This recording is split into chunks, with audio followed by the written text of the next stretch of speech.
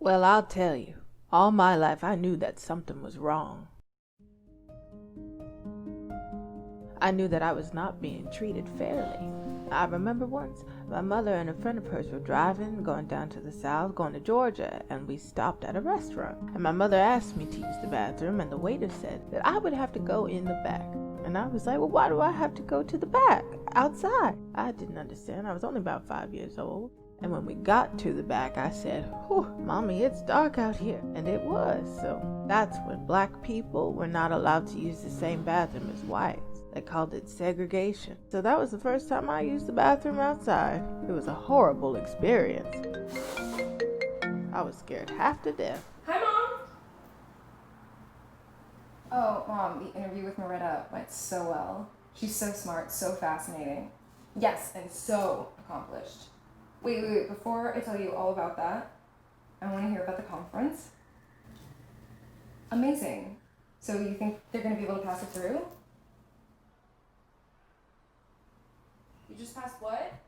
Secaucus? Okay, so like 10 minutes. No, nothing like that, just curious. But yes, Maretta was amazing. I can't believe I just talked to the first black president of now. Oh my God, of course. I'll tell you everything. She moved to Jersey from Georgia, and then she got into college and started school in her 30s, and then she got involved in the movement. Actually, here, listen. Well, I found my way inside of a women's center on campus. I was a returning student, and I found the most interesting women and the most interesting conversations talk about women and their home life. What it's like being married with children and so on and so forth, and I had never heard women talk like that before. They would talk about equality, equal pay, and how they had been cheated out of money, and I was like, wow. I had always thought my problems were because I'm black, Some of the stress I was experiencing was because I was a female, and I did not know. I had not been taught about female discrimination, gender discrimination.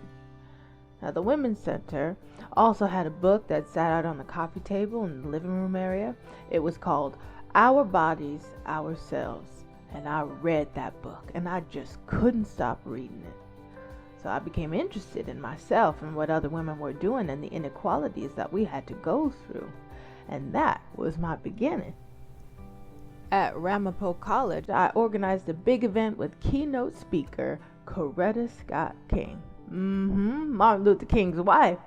And I was like a bodyguard for Bella Adler, who at the time was not doing anything that anybody wanted her to do. Oh, and Coretta King? Yes, she spoke. And there was a thunderstorm that night. Yes, the gym was full, and for some reason, the power went out. And there was a blackout in the gym, and everyone started buzzing and talking, and she said, well, wait a minute. The lights are out. I can talk with the lights out, and why are you talking? It's my turn to talk. And everyone just died laughing. Oh, she had such a sense of humor, and she had a very productive voice as well. It was very exciting. I had become a part of history, and I was so proud.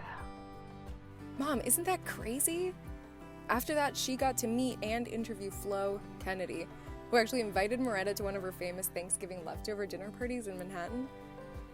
Yeah, she did mention Flo's cowboy hats. After that, I became involved in community organizations in the East Orange area, Essex County, and I happened to attend a rally at Rutgers in New Brunswick for women. And I was a speaker, and after I spoke, a reporter at WBAI walked up, and she asked me a few questions. She and I did the interview right there on the spot. Next thing I know, I was getting a call from Fran Love, who was the director of Joy of Resistance, a feminist radio program, and she asked me if I would be interested in co-hosting of the program. And she had told me she had listened to the recording of my interview, and she was very impressed. So I said yes. She gave me the address and told me to show up at a certain time at 125th Wall Street. That was right around when welfare reform was happening. Yeah, because I think our first show was based on the legislation for welfare reform. We were advocating for poor women and their children. Yes.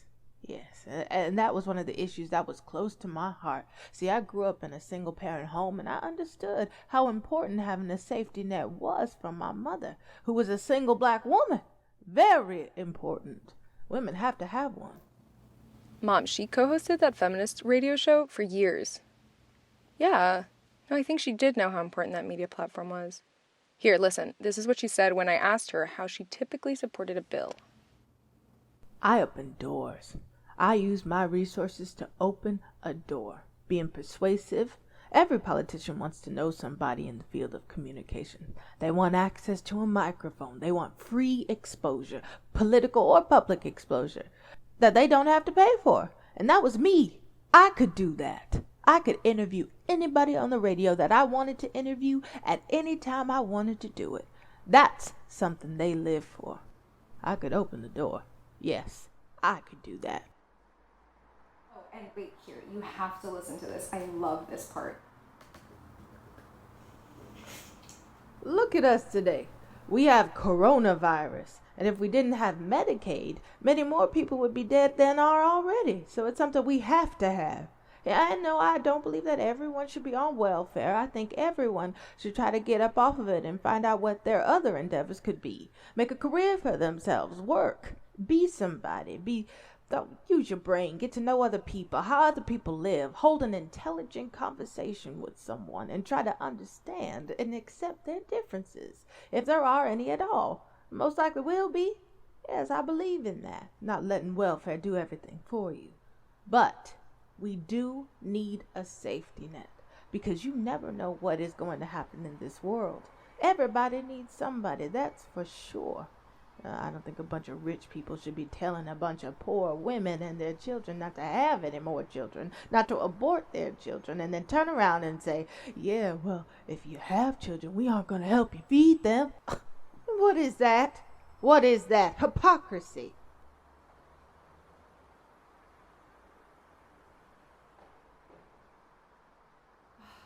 I know.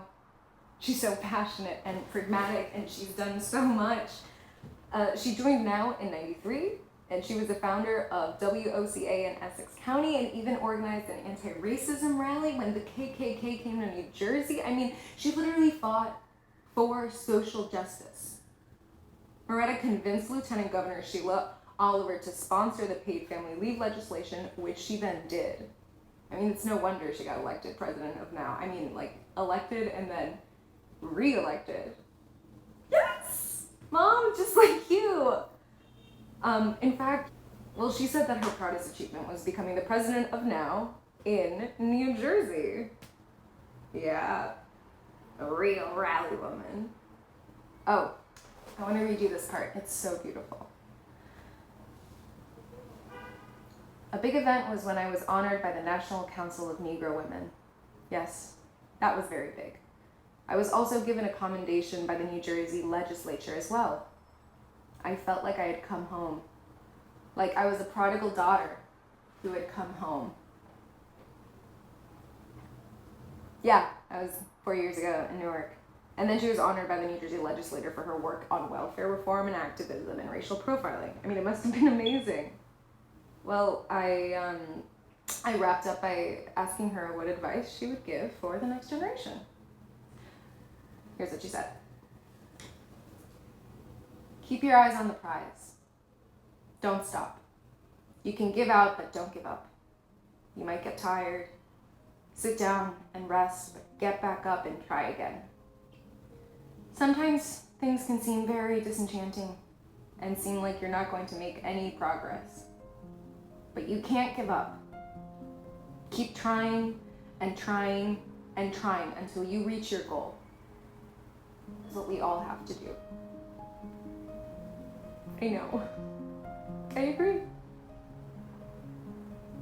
I will. You getting off? Okay.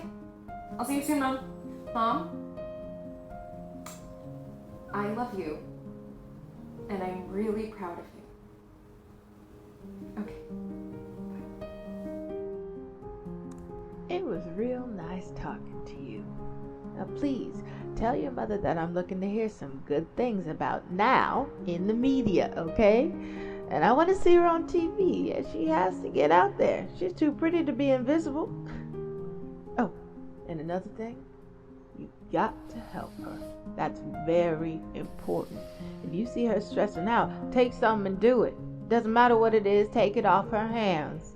You just do it. Don't complain about it, okay? Will you do that for me? And be proud of her. Encourage her to do all she can do while she can do it. And tell her, don't give up. Make sure you do that for me, okay? Okay, Maretta. Okay.